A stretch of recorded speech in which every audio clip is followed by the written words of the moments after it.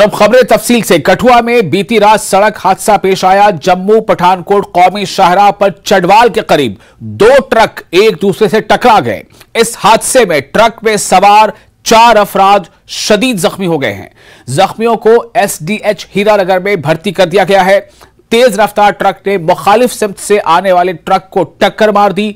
मकामी लोगों ने जख्मियों को अस्पताल मुंतकिल कर दिया है। पुलिस ने केस दर्ज करते हुए तहकीकात शुरू कर दी है।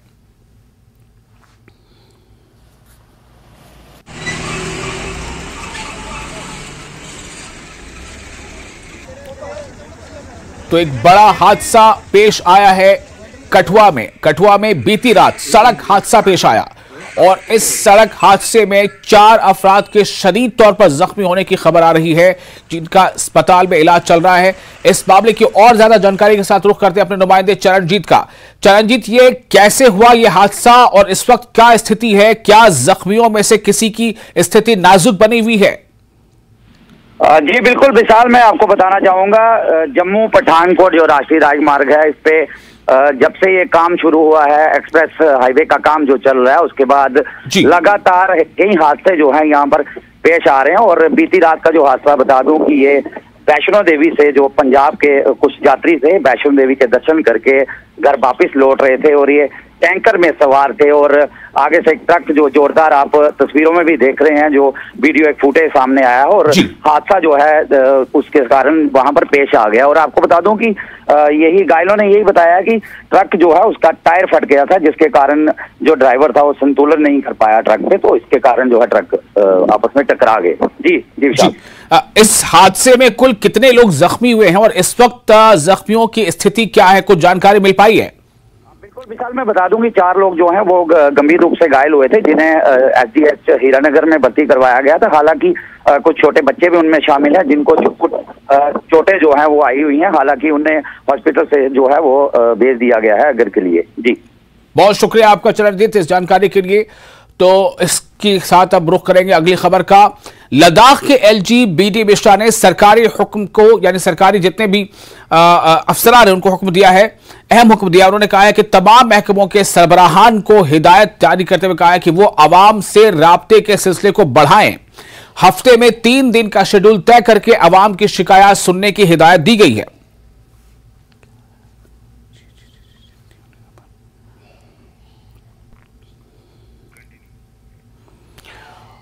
और अगली खबर, हिमाचल के कांगड़ा में फौजी छावनी योल से शहरी इलाके को बाहर कर दिया गया है। वजारत दिफा ने इस सिलसिले में नोटिफिकेशन जारी कर दिया है। याद रहे कि न्यूज 18 ने योल में मकीनों की परेशानियों के हवाले से खबर दिखाई थी। अब सिविल एरिया को कैंटोनमेंट से बाहर कर देने के हवाले से अहकाम सादिर किए जा चुके हैं। इस पेशरफ्त ने हमारे चैनल की खबर पर मुहर लगाई है और हमारे नाजरीन का, यानी हमारे दर्शकों का एतमाद भी हम पर बढ़ा है।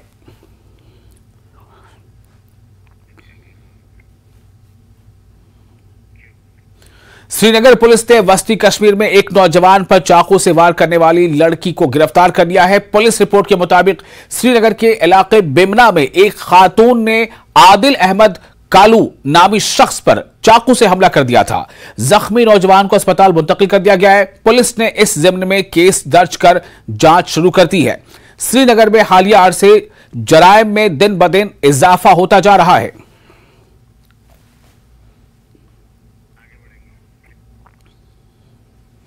राजौरी में पुलिस ने एक बड़ी कार्रवाई करते हुए एक मंशियात फरोश को गिरफ्तार कर लिया है।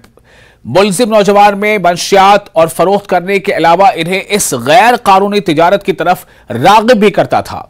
एग्जीक्यूटिव मजिस्ट्रेट की मौजूदगी में पुलिस ने छापे के दौरान इसे गिरफ्तार किया। गिरफ्तार शख्स की पहचान बाजिद अली के तौर पर हुई है और यह नादिया दरहाल का रहने वाला है। तलाशी के दौरान 10 ग्राम हेरोइन जैसा मादा, 48 ममनुआ इंजेक्शन, एक electronic weight machine, aluminium foil का एक रोल और 3 मोबाइल फोन, 2 एटीएम कार्ड्स और 54,220 रुपए नकदी बरामद हुई है।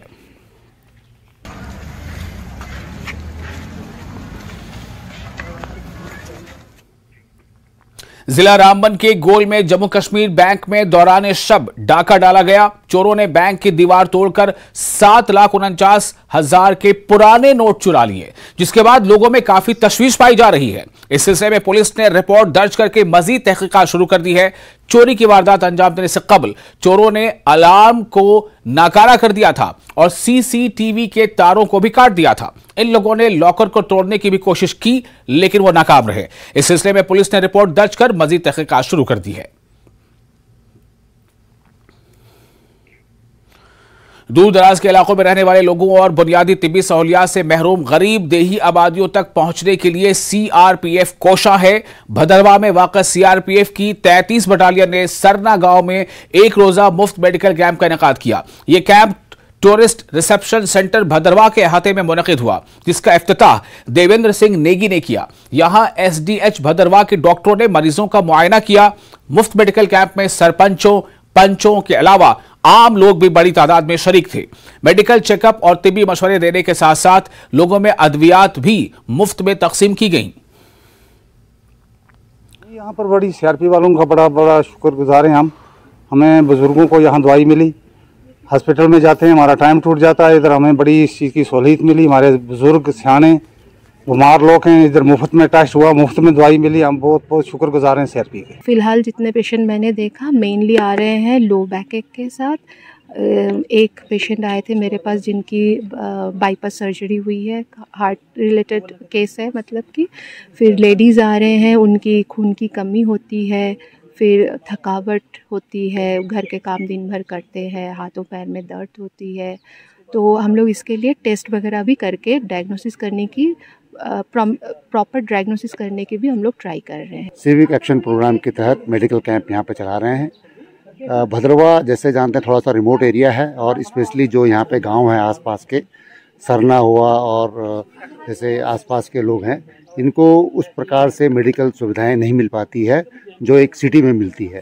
तो हमारा प्रयास है कि यहाँ पर जो भी स्पेशली लेडीज़ हैं, बूढ़े हैं, जो हॉस्पिटल नहीं जा सकते हैं, वो यहाँ पर कैंप में आए और उसको हम प्रथम दृष्टया जो उनकी मेडिकल चेकअप है वो कर पाएँ, ताकि अगर उनको एडवांस मेडिकल हेल्प की ज़रूरत है तो हम रेफ़र कर सकते हैं। और स्वच्छ भारत मिशन का मकसद खुले में रफा हाजत को खत्म करना है। इस मिशन के जरिए लोगों को इस ज़िम्न में बेदार किया जाता है। लेह में कंपारी में मजदूर खुले में रफा हाजत के लिए जाते हैं। ये लोग आसपास के खुले खेत और मैदान का इस्तेमाल करते हैं, जिससे माहौल आलूदा होता है और सेहत के मसाइल पैदा हो रहे हैं और बीमारियां भी फैल रही हैं। मजदूरों का कहना है कि मालिक मकान इन्हें बैतुल खुला के इस्तेमाल की इजाजत नहीं देते, जिसकी वजह से इन्हें बाहर जाना पड़ता है। न्यूज़ 18 लद्दाख के साथ बातचीत करते हुए नंबरदार ने मुतल्लिका अथॉरिटी से दरख्वास्त की है कि वो मजदूरों के पब्लिक टॉयलेट की तामीर का इंतजाम करें। हमारे यहाँ आज भी लोकल टॉयलेट काफी यूज होता है। उस जमाने में तो आज से 2 डेकेड पहले तो सारा टॉयलेट ही आपका लोकल होते थे, तो मिनिमम यूजेस ऑफ वाटर होता था। मैन्यूअर वहां से बनते थे, तो वो ऑर्गेनिक मैन्यूअर आपके खेत में काम आते थे। लेकिन बाय एंड बाय आपका डेवलपमेंट हुआ, तो आपका पानी वाला टॉयलेट का सिस्टम लोगों में ये हैबिट बन गया। तो अभी तो आपका जितने भी लोकल घरों में भी डिसाइड्स आपका लोकल टॉयलेट के सिवा आपका ये पानी वाला टॉयलेट भी हम सबके पास है। तो इस सिलसिले में हमने आपका अभी इस कंपारी की बात छेड़ा। वैसे भी ले 2021 में 2021 में गवर्नमेंट ने ओपन डिफिकेशन फ्री डिक्लेयर किया। तो ओपन शौच ये लोग बहुत करते हैं, उसके कारण बहुत बीमारी फैलता है और जो टाउन का इमेज है ना वो हमें देखने में मजा नहीं आता। इसलिए हमने बहुत लोगों को बताया, लेबर को भी बताया, ओनर को भी बताया। अब इसमें क्या है, मुझे लगता है एक सोल्यूशन ये है कि परमानेंट इनके लिए ना एक परमानेंट पब्लिक टॉयलेट होना चाहिए, government for the dignity of human dignity of labour. तो मुझे लगता है इस पे ना गवर्नमेंट को थोड़ा हमें मदद करने की जरूरत है, क्योंकि पब्लिक टॉयलेट चाहिए एक नहाने के लिए। तो उससे क्या होगा कि बेचारे लोग बहुत दूर से आता है और पानी पीने को नहीं मिलता है। इस कंपारी एरिया में वैसे भी पानी का बहुत शॉर्टेज पड़ता है, टैंकर आता है और ऑल्टरनेट डेज पे आता है, इसलिए ना पानी का बहुत शॉर्टेज पड़ता है। ऊपर से जो पब्लिक टॉयलेट है उसका भी शॉर्टेज है ही है। तो मैं निवेदन करना चाहता हूँ कि मैं अपर कंपारी बी का नंबरदार हूँ तंजीन मोटुब, और हमें गवर्नमेंट से ये रिक्वेस्ट करना कि पब्लिक टॉयलेट और एक पानी का ना पब्लिक टॉयलेट पानी का सुविधा यहाँ पे प्रोवाइड करना चाहिए। इसलिए ये इम्पोर्टेंट हो जाता है कि नहीं तो क्या होता है कि ये लोग कहीं भी जाके शौचालय करेंगे, तो ये बहुत इम्पोर्टेंट है, महत्वपूर्ण है। हाँ जी सर, वहाँ पे मकान मालिक टॉयलेट नहीं देते हैं, किराया तो हम भरते हैं महीने का, लेकिन मकान मालिक बोलते हैं टॉयलेट होकर भी बोलते हैं बाहर जाओ, यहाँ पे टॉयलेट नहीं है। मकान मालिक क्या कहते हैं? मकान मालिक कहते हैं यहाँ पे बाथरूम ही नहीं है। अच्छा, बाथरूम मुंह धोने तक नहीं देते हैं, मुंह धोने के लिए बाथरूम, फिर टॉयलेट का तो अलग बात है। टॉयलेट है लोकल, मगर बोलते हैं बाहर जाओ, इधर नहीं है बाथरूम। वो क्यों आपने नहीं कहा कि हमें? नहीं, कहते तो हैं पर देते नहीं है ना, देते नहीं। पता नहीं। आपने नहीं कहा कि हमने टॉयलेट यूज? हाँ पता है, क्यों नहीं, उसको बोला ना, बोलते हैं नहीं जी यहाँ पे टॉयलेट है ही नहीं, हम क्या करेंगे। अब मजबूरी पे कमरा मिला, उसका भी शुक्रिया फिलहाल। इन दिनों सैकड़ों अकीदतमंद राजौरी जिले के नौशहरा सेक्टर में हिंद पाक लाइन ऑफ कंट्रोल पर वाक़े मंगला माता के मंदिर में दर्शन को जाते हैं। इनका कहना है कि इनकी मुरादें यहां पूरी होती हैं। ये मंदिर लाइन ऑफ कंट्रोल पर वाक़ है और फौज ने इस मंदिर को बनाया है। पहले लोग पाकिस्तान की तरफ से गोलाबारी की वजह से इस मंदिर में नहीं जाते थे, लेकिन अब सरहद पर सूरत हाल मामूल पर है, इसलिए हर रोज जम्मू कश्मीर के कई हिस्सों से बड़ी तादाद में लोग इस मंदिर के दर्शन के लिए आते हैं। कि हमने इस मंदिर के बारे में बहुत सुना था कुछ टाइम पहले, जब यहाँ पे फायरिंग वगैरह होती थी पाकिस्तान की तरफ से, क्योंकि ये मंदिर जो है सीमा के बिल्कुल पास में है। फायरिंग होती थी, इतने श्रद्धालु नहीं आते। जब आज हम आए हैं, हमने देखा बहुत सारे लोग आए हैं यहाँ पे, हम बहुत अच्छा देखा। हम काफ़ी ऊपर तक गए, काफ़ी जंगलों के बीच, बहुत ही खूबसूरत मंदिर है, बहुत ही सुंदर मंदिर है। पहले तो गोलाबारी थी, उसके कारण हम नहीं आ पा रहे थे, पर आजकल यहाँ पे सब ठीक है हालात, तो बहुत प्यारा और यहाँ पे आए हैं आप। और हम काफ़ी दूर से इस मंदिर में दर्शन करने के लिए आया। सुना है कि ये मंदिर काफ़ी प्राचीन है। पहले जब पाकिस्तान की तरफ से यहाँ पर गोलाबारी होती थी, क्योंकि ये मंदिर काफ़ी सीमा के काफ़ी पास है, तो यहाँ पर कोई भी नहीं आता था, पर अब धीरे धीरे यहाँ पर लोग आ रहे हैं। इस नियंत्रण रेखा पर स्थित ये मंदिर एक बहुत ही ऐतिहासिक मंदिर है और अब सीमा पर अमन है, सीमा पर हालात बिल्कुल ठीक हैं, जिस वजह से श्रद्धालु हर रोज यहाँ पर सैकड़ों की तादाद में आते हैं और उनकी मुरादें भी पूरी होती हैं। भारत पाक नियंत्रण रेखा से न्यूज़ 18 के लिए मैं शक्ति शर्मा। करगिल के दीगर मतहरी स्कूलों की तरह मतहरी पब्लिक स्कूल संगरा सनको ने आयतुल्ला शहीद मुर्तजा मतहरी की याद में 30वां सालाना यौम शहीद मतहरी यौम असातिज़ा के तौर पर मनाया। इस मौके पर head master government high school Sangra Abdul Majid, school इंतजामिया के दीगर अहम लोग और नायब सरपंच मेहमान खुसूसी थे। तलबा और वालिदैन ने बड़ी तादाद में इस प्रोग्राम में शिरकत की। इस दिन की मुनासबत से तलबा और असातिज़ा ने तकारीर, तरानों की सूरत में मुख्तलिफ किस्म के प्रोग्राम पेश किए और इस दौरान शेख अली ने मरहूम आयतुल्ला शहीद मतहरी की शख्सियत पर रोशनी डाली और मरहूम आयतुल्ला शहीद मतहरी की तालीमात पर अमल करने की ताकीद की।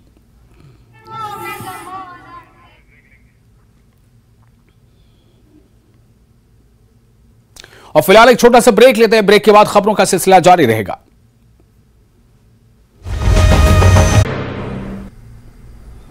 स्वागत है आपका न्यूज़ 18 जम्मू कश्मीर लद्दाख हिमाचल में। मैं हूं विशाल और आप देख रहे हैं धार भी रफ्तार भी। शुरू करते हैं। सरना गांव में एक दिवसीय निःशुल्क चिकित्सा शिविर का आयोजन। एसडीएच भदरवाह के चिकित्सकों ने मरीजों की जांच की, लोगों के बीच निःशुल्क दवाइयां भी बांटी गईं। पेट सफा तो हर रोग दफा।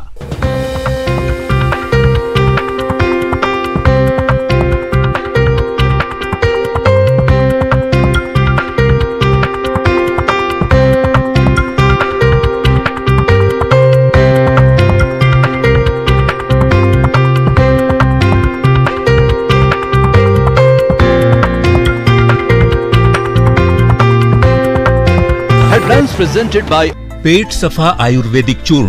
पेट सफा तो हर रोग दफा।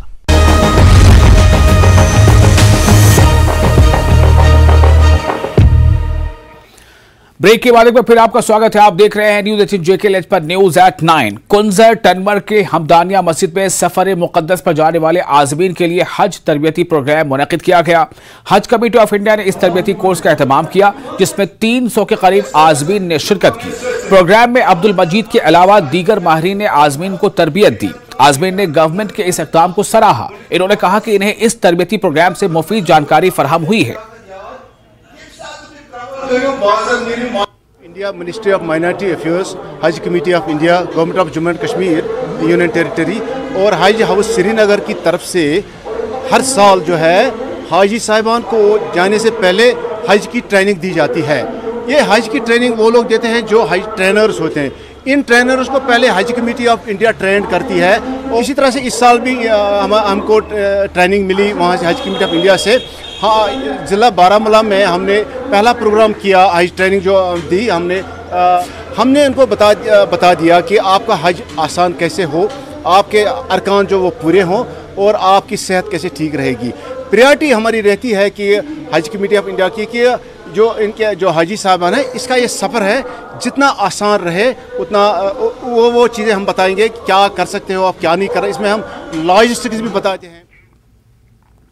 खबर हिमाचल प्रदेश की धर्मशाला कांगड़ा में बारिश का सिलसिला जारी है। गुज़िश्ता 2 दिनों से ज्यादा अरसे से मौसम का मिजाज बदला हुआ है।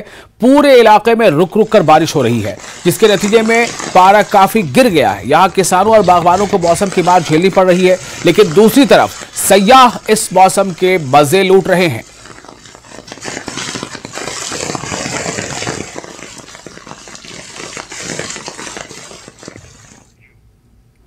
एडीजीपी कश्मीर विजय कुमार ने श्रीनगर में वाक़ police control room, Kashmir police intelligence एजेंसियों और सिक्योरिटी फोर्सेस के अफसरान के साथ एक मुश्तरका मीटिंग की सदारत की, जिसमें G20 इजलास के कामयाब इनेकाद के लिए अपनाए जाने वाले मजमूई सिक्योरिटी इंतजामात के बारे में बातचीत की गई। मीटिंग के दौरान एडीजीपी कश्मीर ने सिक्योरिटी इंतजामात का जायजा लिया और समिट के लिए फुल प्रूफ सिक्योरिटी को यकीनी बनाने के लिए मरबूत काविशें करने की जरूरत पर जोर दिया। अहदेदारों ने सिक्योरिटी एहलकारों की तैनाती, ट्रैफिक के इंतजाम और हुजूम को कंट्रोल करने के इकदाम पर भी तबादले ख्याल किया। कुपवाड़ा जिले में लाइन ऑफ कंट्रोल के नजदीक वाले इलाकों में रहने वाले बेरोजगार नौजवानों के लिए फौज ने पोर्टर्स की भर्ती का अमल शुरू कर दिया है। इस सिलसिले में करनाह में फौज ने इकदाम शुरू कर दिए हैं। भर्ती में बड़ी तादाद में नौजवान शरीक हो रहे हैं। नौजवानों ने फौज के इस इकदाम की जबरदस्त सताइश करते हुए कहा है कि फौज के इस कदम से नौजवानों के लिए रोजगार के दरवाजे खुल रहे हैं और अपने पैरों पर खड़ा होने का उन्हें एक मौका मिल रहा है। इंडियन आर्मी का बहुत बहुत धन्यवाद करते हैं कि इन्होंने ये रोजगार खोला है और बहुत से नौजवान जो नशे की लत में जा रहे थे वो मोड़ के पोर्टर के ये मतलब इस रोजगार की तरफ आ रहे हैं और ये हमारे को बहुत अच्छा रोजगार मिल रहा है। हम आर्मी से गवर्नमेंट से आर्मी से रिक्वेस्ट करते हैं कि इसको 500 से बढ़ाकर 1000 तक की जाए, क्योंकि बेरोजगारी इस एरिया के अंदर बहुत ज़्यादा है, हद से ज़्यादा। और बेरोजगारी से तंग आकर लोग कई गलत नशों में जाते हैं, कोई नशों में जाते हैं, कोई मतलब किस काम में लग जाते हैं। तो ये जो इंडियन आर्मी है इसका बहुत थैंक यू, शुक्रिया, किस लिए कि हमारे बहुत से लोग हैं जो बेरोजगार हैं, उनको रिज़्क मिल जाता है 6 महीने के लिए। तो 6 महीने अगर घर में बैठते हैं तो भी उनको टाइम अच्छा पास हो जाता है। तो बेरोजगारी बहुत है हमारे टंगडार में, क्या हमारे झंड के पूरे में। तो हमारी जो इंडियन आर्मी है वो बहुत हमारा ख्याल रखती है, कोई काम भी हो, किसी काम में भी। तो पोर्टर भर्ती होते हैं, अभी तो और कोई है नहीं है एम्प्लॉयमेंट कुछ भी। आज ठीक ठाक अच्छी तरह से हमें भर्ती, हमें इसका 6 महीने का रोजगार मिलता है। फर्स्ट क्लास ठीक ठाक हमने अभी रेस की, फर्स्ट क्लास पास हुई, अच्छी सहूलत मिल जाए हमें आर्मी की तरफ से बहुत। मैं एलसी पर भर्ती देखने के लिए टंगडार में आया हूँ कनामा से। आज फौज ने हमारे लिए रोजगार एक अच्छा खोला कि 400 पोर्टर भर्ती होगा। तो यहाँ पर आज हमारा मेडिकल है, आज 6 गाँव की भर्ती है, इसमें से हमारा कनामा गाँव का भी नंबर है। इसमें जो अंदर मतलब मेडिकल हो रहा है सब कुछ मतलब ठीक ठाक हो रहा है। ये जो भर्ती से हमारा काफी लोगों को का 600 लड़के का रोजगार खुल रहा है। हम शुक्रिया करते हैं इंडियन आर्मी का कि जिससे मतलब ये भर्ती ला रही। हम इधर से लगभग 30 किलोमीटर से हमारी दूर है। तो स्पेशली हम इंडियन आर्मी का 104 इन्फेंट्री ब्रिगेड का थैंक्स शुक्रिया अदा करना चाहते हैं, जिन्होंने ये पोर्टर कंपनी का आगाज़ किया है 1 मई से। तो ये जो टंगडार के अंदर है बहुत बेरोजगारी है, उनने स्पेशली 400 पोर्टर के लिए यहाँ पर भर्ती मुनक्कद की है। उसमें 400 मतलब पोर्टर भर्ती होंगे और 400 जो बेरोजगार लोग हैं उनको 400 पोर्टर जो बेरोजगार है उनको रोजगार मिलेगा। सोनावारी हल्के के बड़वान इलाके में मंगल को दर्जनों सियासी कारकुनों ने बीजेपी में शमूलियत अख्तियार कर ली, यानी बीजेपी का दामन थाम लिया। पार्टी में इनका खैर मकदम करते हुए नसीर अहमद लोन ने कहा कि इनकी शमूलियत से सोनावारी में पार्टी को ग्रास रूट लेवल पर तकवीयत मिलेगी। नसीर लोन का कहना था कि नेशनल कॉन्फ्रेंस, कांग्रेस या अपनी पार्टी से नए आने वालों का खुले दिल से खैर मकदम किया जाता है और बगैर किसी इम्तियाज के, बगैर किसी भेदभाव के मुनासिब अंदाज में उनका एहतराम करते हुए उन्हें जायज मकाम दिया जाएगा। उन्होंने इनकी हकीकी शिकायत और मुतालबात को दूर करने का अहद किया।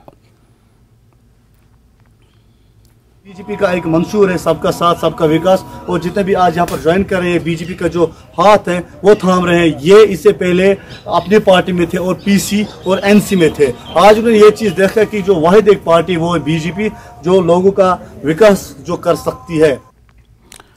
एनसी सदर और साबिक वज़ीर आला उमर अब्दुल्ला ने पार्टी के सीनियर लीडर साबिक एमएलए अल्ताफ कालू के बीमार वालिद की जीएमसी अनंतनाग में आयात की। उमर अब्दुल्ला ने कहा कि मरकजी हुकूमत ने जम्मू कश्मीर में असेंबली इंतखाबात कराने के लिए इलेक्शन कमीशन को ग्रीन सिग्नल नहीं दिया है, क्योंकि बीजेपी इंतखाबात का सामना करने के लिए तैयार नहीं है। उन्होंने इल्जाम लगाया कि इलेक्शन कमीशन गुज़िश्ता चंद सालों से मरकजी हुकूमत से मशवरा किए बगैर कोई भी फैसला नहीं ले रहा। जब कभी फैसला करते हैं तो मरकज़ की हुकूमत के साथ मशवरा करके करते हैं। जाहिर सी बात है कि मरकज़ की हुकूमत ने इलेक्शन कमीशन को ग्रीन सिग्नल दिया नहीं है, क्योंकि बीजेपी वाले इलेक्शन का सामना करने के लिए तैयार नहीं है। मरकज़ ने, मैंने बीजेपी की बात नहीं की, मैंने कहा कि मरकज़ की हुकूमत ने बीजेपी ने इलेक्शन कमीशन को ग्रीन सिग्नल नहीं दिया है। लेकिन अगर लोग परेशान हैं, लोग सड़क पर क्यों नहीं आए? सड़क पर आने से इलेक्शन आपको नहीं मिलेगा, नहीं मिलेगा ना। और वहीं महबूबा मुफ्ती की रिहाइशगाह पर पीडीपी रियासती एग्जीक्यूटिव कमेटी का इजलास मुनक्किद किया गया। इस मौके पर पार्टी सदर और सियासी उमूर कमेटी के तमाम अराकीन, पार्टी ओहदेदारों, राब्ताकारों, जिला सदूर, जोनल सदूर और हल्का इंचार्जों की मौजूदगी में मुख्तलिफ उमूर जेर बहस रहे।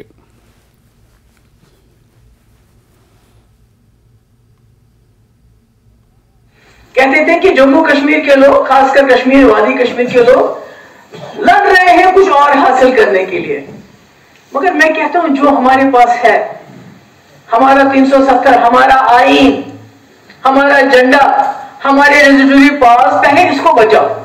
और शायद उसी को बचाने के लिए मुफ्ती मोहम्मद सईद साहब ने इतना बड़ा फैसला किया, बीजेपी के साथ हाथ मिलाया, ताकि अगर हम इनको खुला छोड़ देंगे तो ये सब तहस नहस करेंगे जो इन्होंने 2019 के बाद सब कुछ तहस नहस किया। तो ये बात आपको लोगों को समझानी चाहिए, बतानी चाहिए कि हमने बचाया 370 को 2019 तक, हमने कुर्बानी दी, हमने अपनी क्रेडिबिलिटी दांव पे लगाई, हमने सब कुछ छोड़ दिया। नहीं तो वजीर आला तो मुफ्ती साहब कांग्रेस के साथ भी बन सकते थे, वो कौन सी बड़ी चीज थी। इसलिए मेरे लिए सड़क, बिजली, पानी में वाली साहब के साथ बिल्कुल एग्री करती हूँ। ये लोगों के मसले मसाइल, सबसे बड़ा मसला जो हमारे नौजवानों की जो रिक्रूटमेंट हो रही है, उसमें जो दाखिलियां हो रही हैं, रोज रोज दाखिलियां, कोई भी रिक्रूटमेंट पता चलता है कुछ लड़के कोर्ट में चले गए, इसमें दान लिए। तो मुझे तो शक है अपनी जगह कि ये जानबूझ के तो नहीं किया जाता है ताकि जम्मू कश्मीर के नौजवानों को नौकरियों से दूर रखा जाए। नहीं तो क्यों, ऐसा क्यों होगा? जो भी रिक्रूटमेंट उसमें धांधली, आप 5 अभी तो लास्ट हुआ है फायर एंड इमरजेंसी, उसमें भी धांधली, उससे पहले पंचायत ऑफिसर, उसमें भी धांधली, उससे पहले सब इंस्पेक्टर, उसमें भी धांधली, उससे पहले फाइनल अकाउंट असिस्टेंट, उसमें भी धांधली, हर चीज में धांधली। ये ऐसा क्यों हो रहा है? और उसके बाद गवर्नर साहब का दूसरा ऑर्डर कि 2 साल से जो जगह खाली रहेंगी उसको रेफर ही नहीं कर रहे हैं, यानी उनको भरना ही नहीं है। उसके ऊपर जिसको नौकरी मिलती है उनको निकाल देते हैं, भाई तुम मिलिटेंट्स के साथ हो, इसके साथ हो, उसके साथ हो। हमारे जो बिजनेसमैन है उनके ऊपर रेट्स पड़ते हैं। तो कहने का मकसद ये है कि इसी चीज को बचाने के लिए पीडीपी ने अपनी बहुत बड़ी कुर्बानी दी। सड़क, बिजली, पानी में वाली साहब के साथ बिल्कुल एग्री करती हूँ। ये लोगों के मसले मसाइल, सबसे बड़ा मसला जो हमारे नौजवानों की जो रिक्रूटमेंट हो रही है, उसमें जो दाखिलियां हो रही हैं, रोज रोज दान लिए, कोई भी रिक्रूटमेंट पता चलता है कुछ लड़के कोर्ट में चले गए, इसमें दान लिए। तो मुझे तो शक है अपनी जगह कि ये जानबूझ के तो नहीं किया जाता है ताकि जम्मू कश्मीर के नौजवानों को नौकरियों से दूर रखा जाए। नहीं तो क्यों, ऐसा क्यों होगा? और इसके साथ ही न्यूज एट 9 में फिलहाल इतना ही, लेकिन न्यूज 18 JKLH पर लगातार बड़ी और अहम खबरों का सिलसिला जारी रहेगा।